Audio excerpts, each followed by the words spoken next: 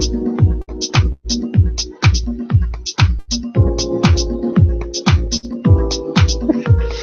evening and welcome to the Drive at 5 on IntellectualRadio.com/iHeartRadio station. I'm your host, Roman. We have a great show planned for you today. But first, our forecast from our IntellectualRadio.com weather center today. Clearing and becoming windier. And guess what? High 52 degrees. Tonight, partly cloudy and chilly.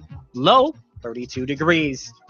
Tomorrow, chilly with clouds and sunshine. High 43 degrees tomorrow night, partly cloudy and chilly. Guess what, folks? Hold on to your socks. Freezing temperatures. And guess what? It's going to be in spots.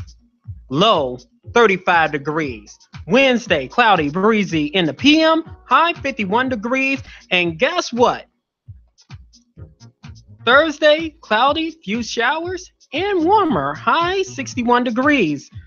And on Friday, finally, Friday, cloudy and cooler, high 50 degrees. The Drive at 5 is also part of the new Monday night lineup, starting with the new 4 p.m. show called Chocolate for the Soul with Ramona, Anchorage, Assets and Acquisition with Policy Matters with your girl, Real Ray Harris at 6 p.m. New Black Leadership at 7 p.m. Black Community Unity at 8 p.m. 9 p.m. is Chronicles of Rom and the mic up. Guess why they call her the mic up? Because her mic is always going up. It's at 10 p.m. Also, the Drive at 5 is also part of the fabulous 5 at 5 only on IntellectualRadio.com. Tonight, my guest is an author and entrepreneur of children's books and adult novels. Please give a Drive at 5 welcome to Althea Gordon. I messed your name up, right? Yes, you did. What'd I say? Althea. Should be Alethea. Alethea Gordon from Queen Publishing. Welcome to the Drive. Thank you. Thank you. So on the safe side, and so I won't get, my butt kicked by Earl Winfrey, I'm going to call you Miss Gordon, okay? Okay. All right. Please give IntellectualRadio.com/iHeartRadio station your background. Well, as you said, I'm an author, as well as I'm the owner of Queen Publications. It's been around going on about over 10 years. I started it because I wanted to self-publish my first book, which is Bag Lady. And I wanted to write the story the way in which I wanted to write it. I didn't want it chopped up. I didn't want it rearranged. I wanted it how I wrote it. So I decided I needed to publish it. And I knew that in the future, I would acquire additional authors who would want the same dignity given to their stories as well. Professionally, I'm also, I work in the housing industry. I'll just say that. Okay. Yes. And I'm a wife, and I'm also a mother. Now, what inspired you to write the books, such as, you named Bag Lady, Mm-hmm. the list goes on and on. What inspired you to write books and novels? Well, I've always been an avid reader, and I've always been a writer. And initially, I wrote poetry. My sister and I would have poetry competitions. I've journaled since I can remember, probably since the age of 7 or 8. I used to read excerpts from my journal to different people, and they would laugh and say, "Wow, you should write books." And eventually that began to stick in my head, and I was like, wow, maybe I should. And after reading and reading and reading, I really began to believe that I could write as well. And the first book, Bag Lady, it is very loosely based on me and my life. The next book I wrote was, I believe it's Help Wanted. Help Wanted is is nonfiction. Basically, it's based on having so many conversations with friends, associates who were having difficulties knowing where to place men in their life, not realizing that every friend should be a boyfriend and not every boyfriend should become a husband. So that's kind of an instructional guide with that. Oh, we're gonna talk about that one. Okay, and has a lot of conversation questions, just get to know people a little bit more to see where they really should be in your life. You are your greatest or biggest asset, and you don't want anyone to be the CEO, meaning your husband, because we just want to make sure we put the right people in the right places in our lives. And then the next book is, I believe it is Womb Child. It is fiction and it's just based on a story that just came to me. And it's about a child telling its story from the inside of his mother. And he remembers his God given purpose. And his parents, he hears his parents going through different difficulties, which almost makes him not basically be born because they consider having an abortion because of their situations that they're in. And so that's that particular story. And again, that's Womb Child. And then um, I wanted to do something a little different. So next came Forgiveness for the Man's Soul. And that is basically a collection of forgiveness stories written by men. I didn't write it. I compiled it and edited the book. And you basically get to hear stories from men that are some are very heart wrenching, but ultimately the end is forgiveness. And we see that men also have challenges that many women have had, but they sometimes remain quiet. Define those challenges that you say men have. A lot of people Mhm. say you don't know my plight. Right. You don't understand where a woman is coming from. Hmm. You just said something that's key, that we go through the same issues just like women. Define one of those issues One of that those that's issues the same. would be really the first story in the book. It is written by um, someone I had known for years. Um, Basically, I knew him as a friend who had a lot of dysfunction in his life. I didn't know the root of it. It's just, you meet people where they are, and you don't necessarily know how they arrived there. And in this particular case, his addictions came from having been molested by his mother. He never told anyone, never really told a story. And it just resulted in him having some horrible relationships with women and going through several addictions in his life. And any woman he was in a relationship with just thought he was no good for no good reason. But actually, he had some challenges dating back to his childhood.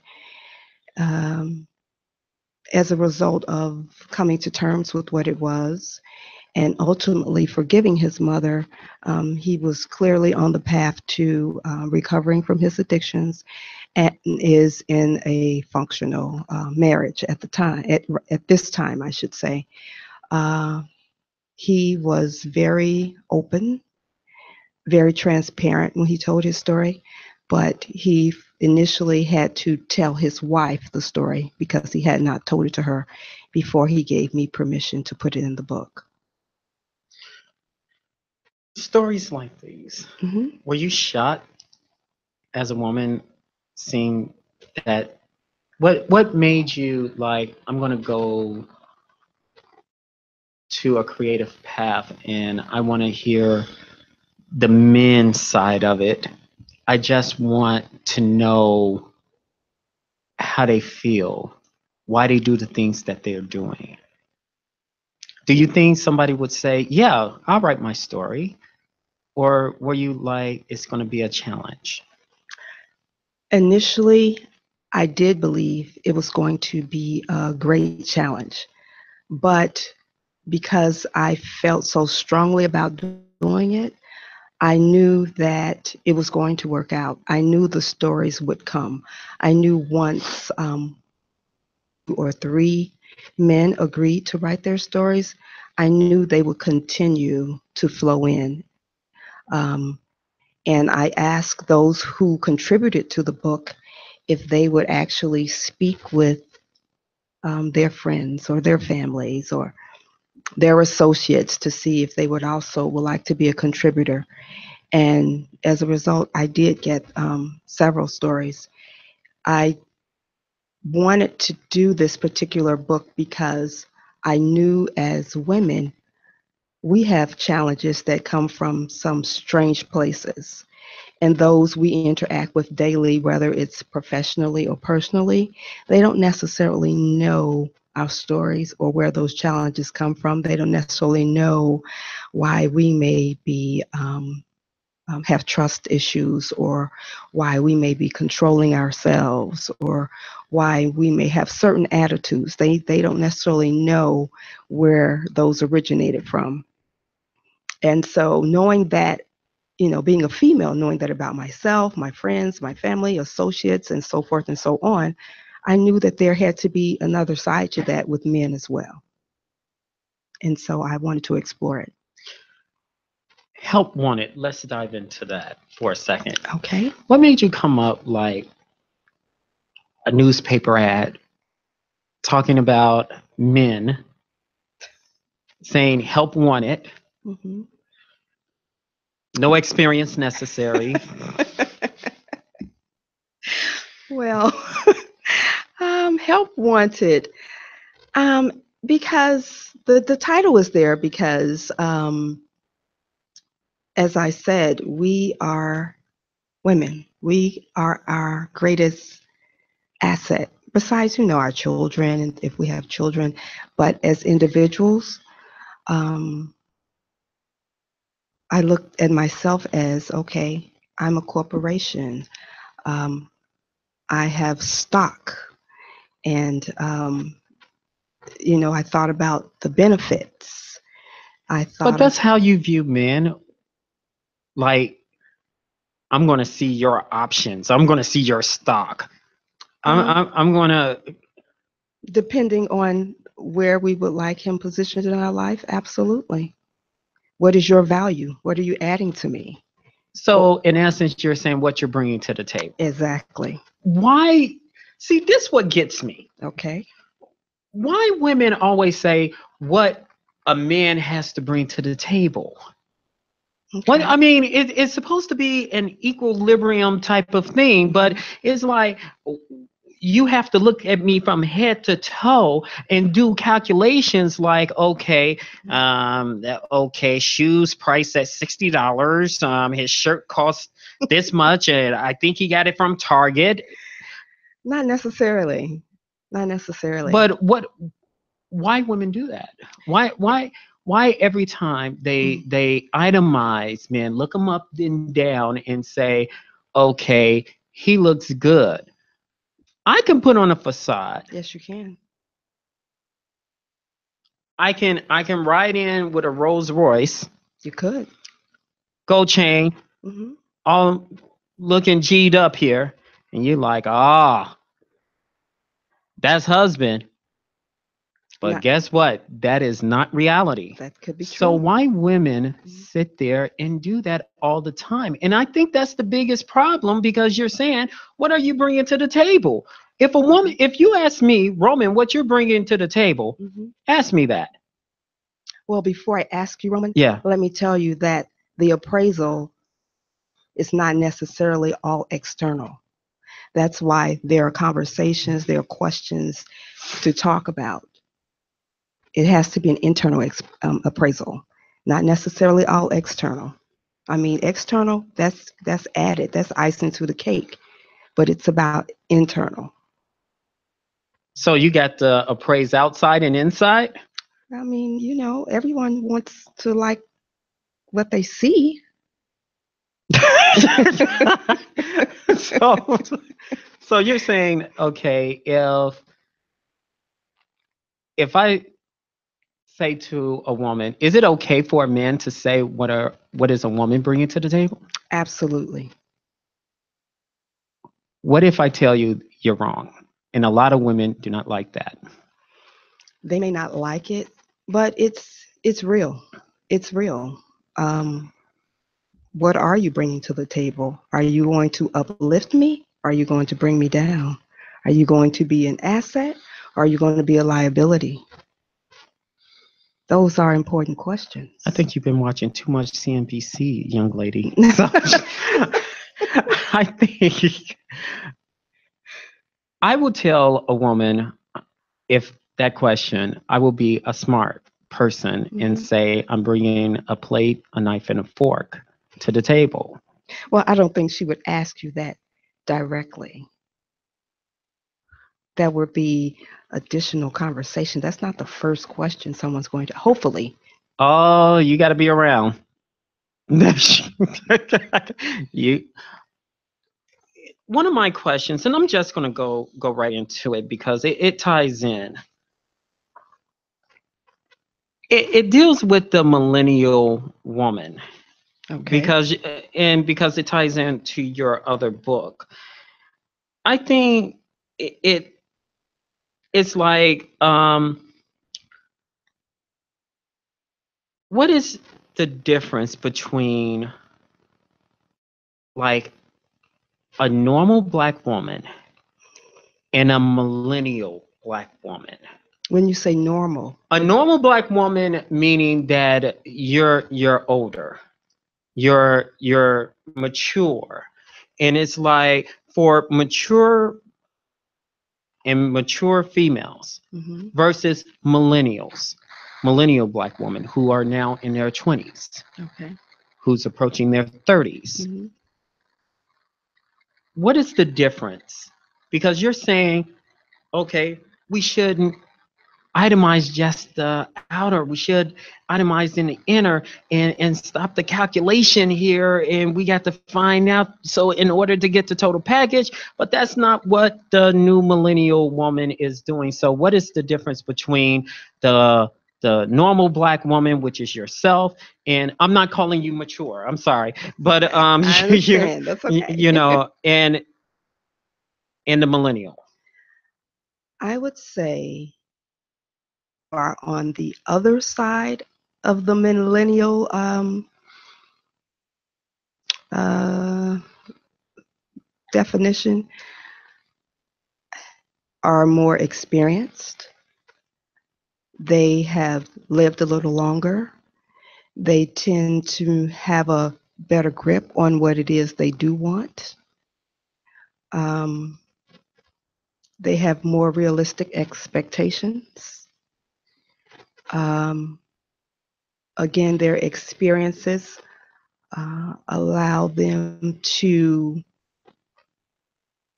just have a more solid understanding of what they would like in a mate. And as far as the millennial, I mean, they haven't lived long enough. If you ask the woman that's on the other side, when she was in her 20s, she may have had some of the same mindsets as the millennial has right now. It may be more about the bling, um, the Jordans, or the what's portrayed more so in the music and some of the reality shows. So as she matures, I'm sure, But hopefully. wouldn't it be too late No. for let's say, because some men think, okay, let me tell you, since you're saying you're doing itemization, men view women as cars. I'm going somewhere with this. Mm-hmm. Okay. Now, our executive producer, Earl Winfrey, he loves cars. Mm-hmm. Okay. I'm going somewhere with this. Okay. Now, the number one thing a guy looks at is mileage. If a woman has so much mileage, just like a car, Okay. they consider that what? A lemon. But in a woman's point of view, if a woman has so much mileage, they view her as a what? A woman with mileage. That I was about to say a thought, the H word. Yes, I know. I know. Right. Okay. But good save. Mm-hmm. The difference is we kick the tires. We try to look at it. When we look at a woman, if we look for that long-term relationship, we look at it like a car. We look at the mileage. If we understand that she has so many mileage, I'm going to use her to just get to where I'm going, and that's it. And is that a fair assessment? You don't. It could. I mean, it could be. It depends. I mean, there is no just a clear cut yes. I cannot say that because you will always have exceptions. You will always have exceptions. There are, I mean, you asked me about the millennial woman. I mean, the millennial man, I mean, they're mates. They're there. They both are having the same experiences. He's being what is portrayed that he should be. And that's what she is looking for. On down the line, he's going to become hopefully he's going to look at the mileage, mature. like she's going to look at starting itemizing. Okay. And as he looks at the mileage, okay, she has too many miles. So what do you do then? You have to date someone younger who's what? Doing the same thing that she used to do? Well, sometimes with a lemon, you can't She's really not take her necessarily to a a lemon. mechanic. I mean, to get it fixed up. I mean, She's not a lemon. She's not. They're reborn again virgins all the time. Okay, describe that. You put yourself in that one. I mean, they stop whatever it is they were doing, and they stop for a while, and they start again when they get married or find a real significant other. People stop all the time and begin again. But do that define their mileage? Do that define them? I Do mean, women look at a man like they do a car with mileage? not necessarily, because it doesn't necessarily cause as much wear and tear on a man's body as it does on a woman's. We'll just put it like that. Okay, when we come back on the Drive at 5 on the IntellectualRadio.com, more with Black author, entrepreneur, Miss Gordon.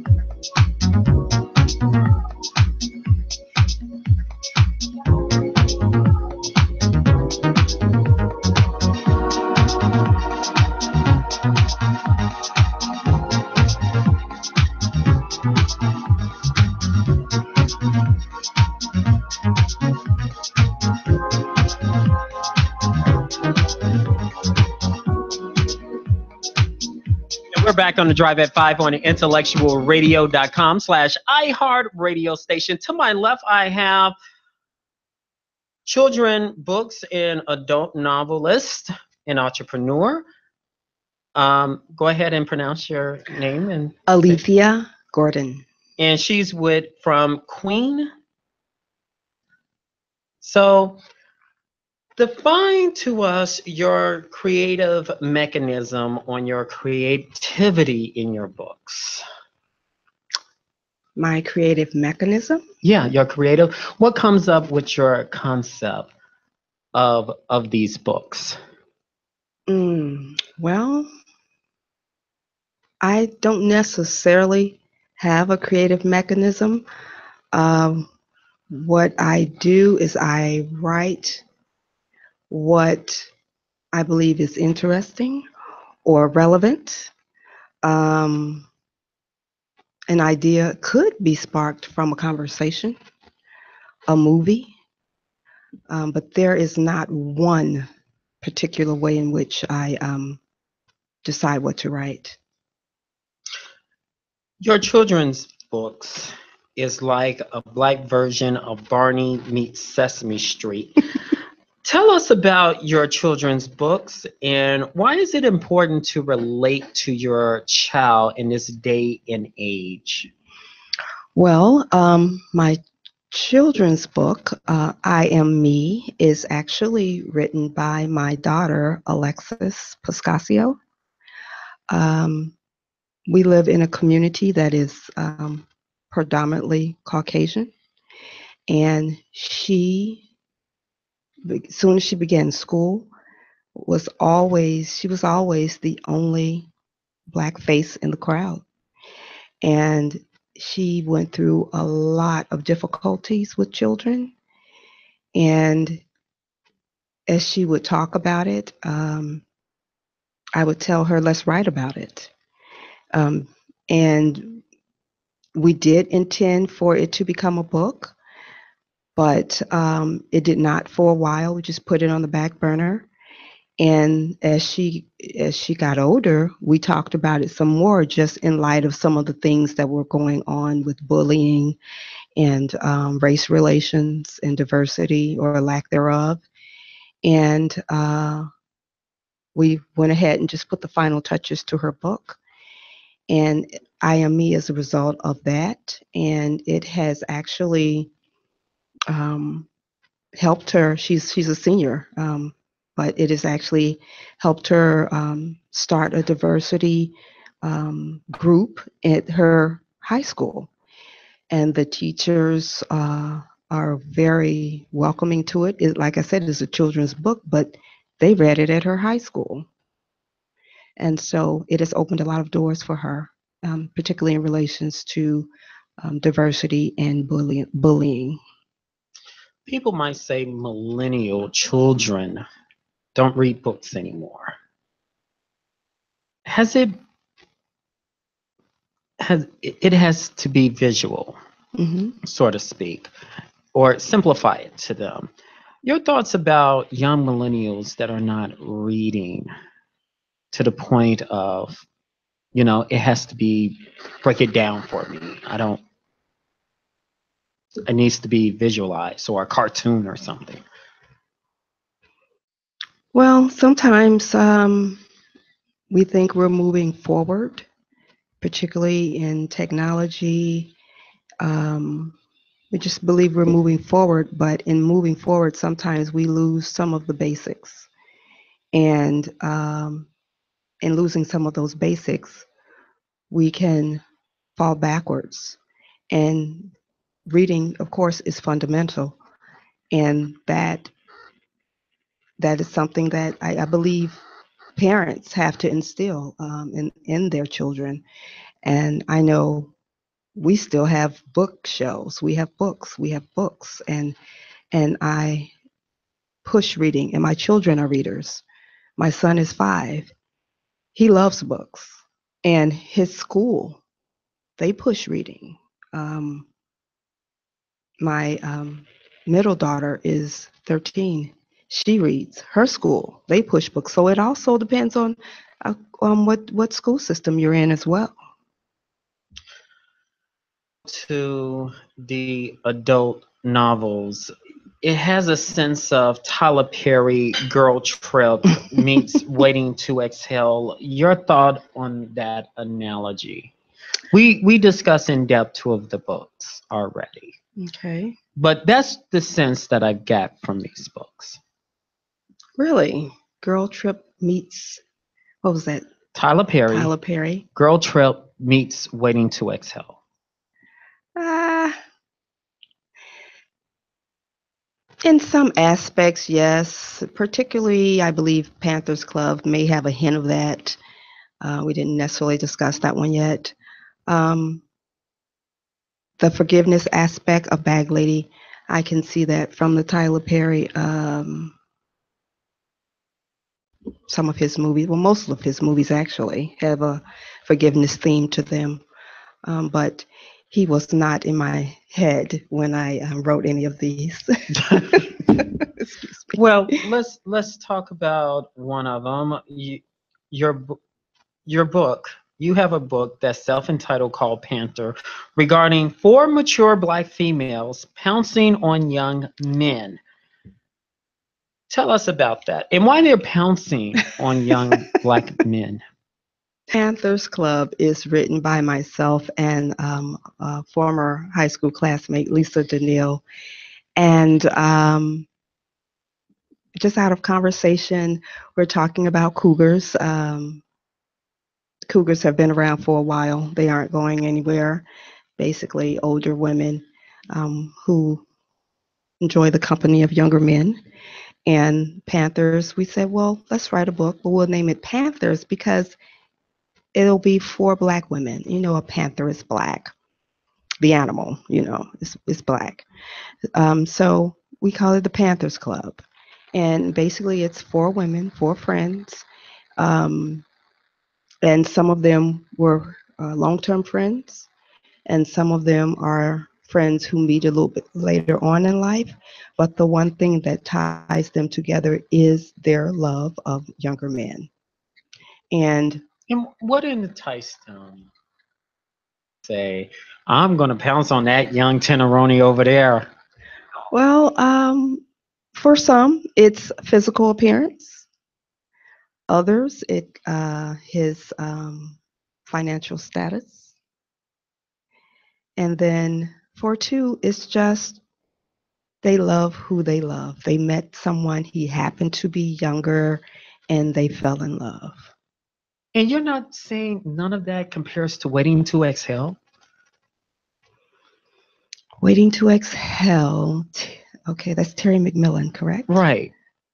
Okay, she met a younger guy, sure. I mean, but Terry McMillan is not the only one who can meet a younger man. Do you think there is a difference between a black panther or a cougar than a white cougar? Is there a difference between the two? A black, you're married. Yes, I am. Are you married to a younger guy? Actually, no, I'm not. Darn, I had a follow-up question. So what is your difference between a black panther / cougar than a white cougar? What's the difference between it? I mean, is it no difference? Is it a cultural type of thing? What's the difference there? I don't necessarily believe there's a difference.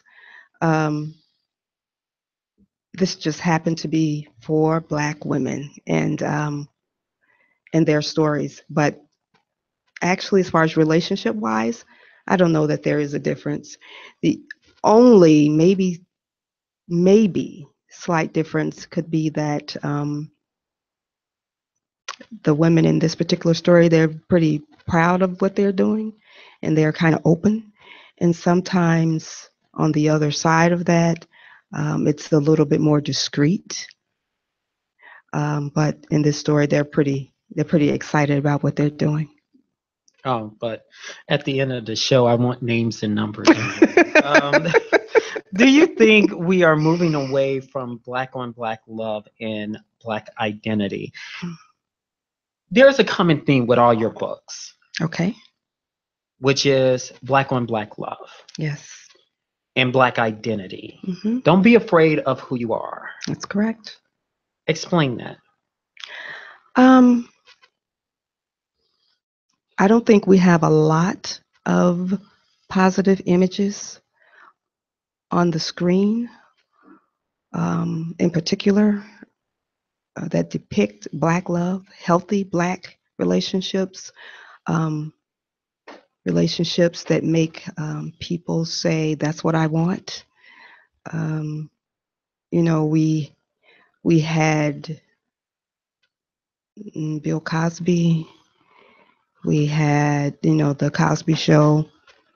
Um, I mean, we've had a few, but there are not a lot, and so I just like to explore it. I like to explore relationships, particularly because I am a Black woman. So um, that's what um, I lean toward, and there it is.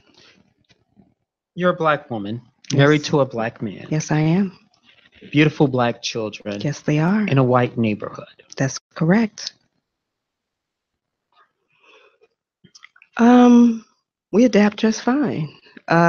We go on our daily lives, human beings. We don't shy away from who we are. Um, when we have cookouts in the backyard, my husband still plays his R&B. Whatever he wants to play, he's not afraid to. Who we are is who we are, and the neighbors don't seem to have a problem with it as long as we keep our grass mowed. They're okay. The reason for that question is the black on black love and how you promote it to your children facing the realities of a different neighborhood. Hmm. And it goes to my follow up question. You identify the bonding of black women, which includes the dramatization of Hmm. relationships, sexuality, careers, and goals. Why do you think it is important for black women to bond with each other and to have that support mechanism? What you preach to your family is the same thing with support black on black love Hmm. and support mechanism outside of a black community. How you keep it together with the books that you um, have written thus far?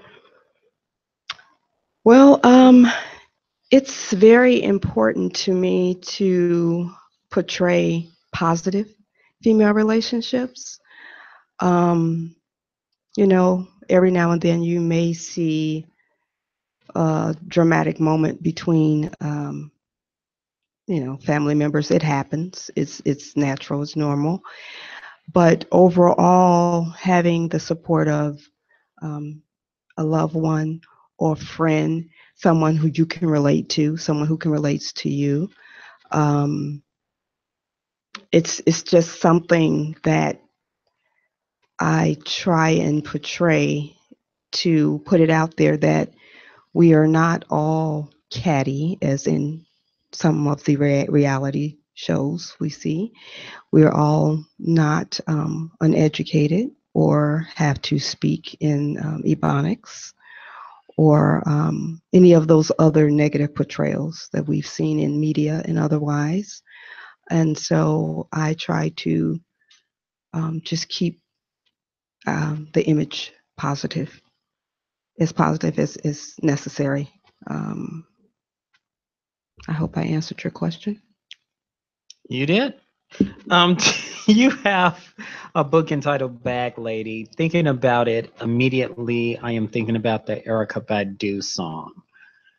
Now, however, the lyrics in the song, did it inspire you to write the book, the lyrics? Because Bag Lady has something to do with a lady in her bag going through different scenarios, so forth and so on.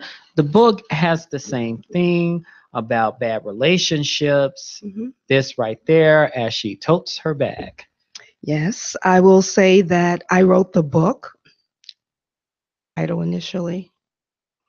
Um, and then I went through two or three, maybe even four different titles, but nothing seemed to really fit the story.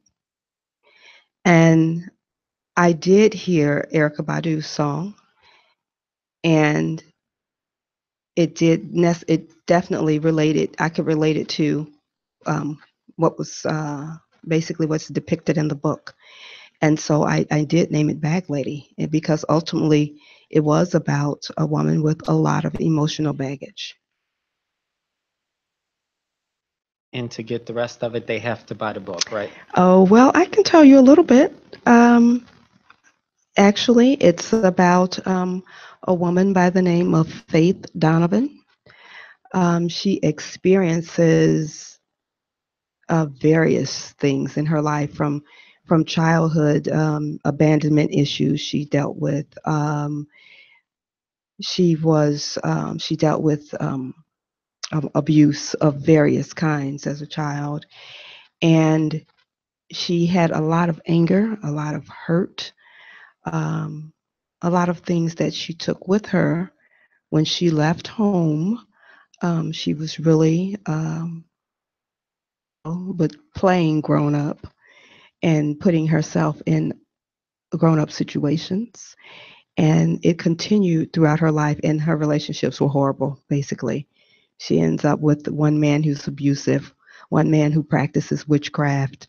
Um, I mean, she gets into some horrible relationships. Another man who's a drug abuser, and it takes her to really just put a halt on all relationships and do a self-evaluation, and really dig deep down and pray and get some answers to what her problem is, why she keeps going in this vicious cycle.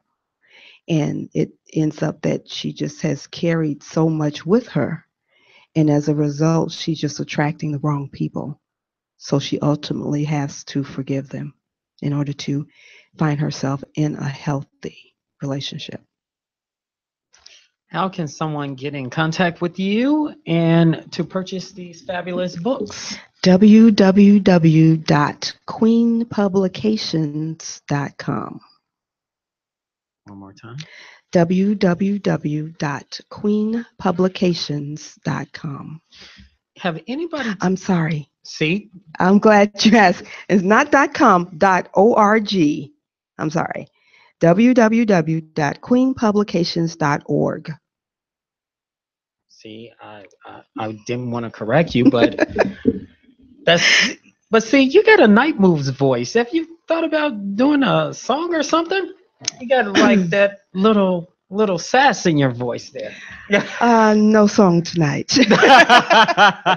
That's going to do it for us on the Drive at 5 on IntellectualRadio.com. Thanks to Earl Winfrey, our executive producer, Wanda, who is behind the scenes, and oh, I'm so used to saying Real Ray Harris. Real Ray Harris, who's up next with Acquisition Policy Matters, and she'll be up next. I'll see you next week on The Drive at 5. Have a good one, everyone.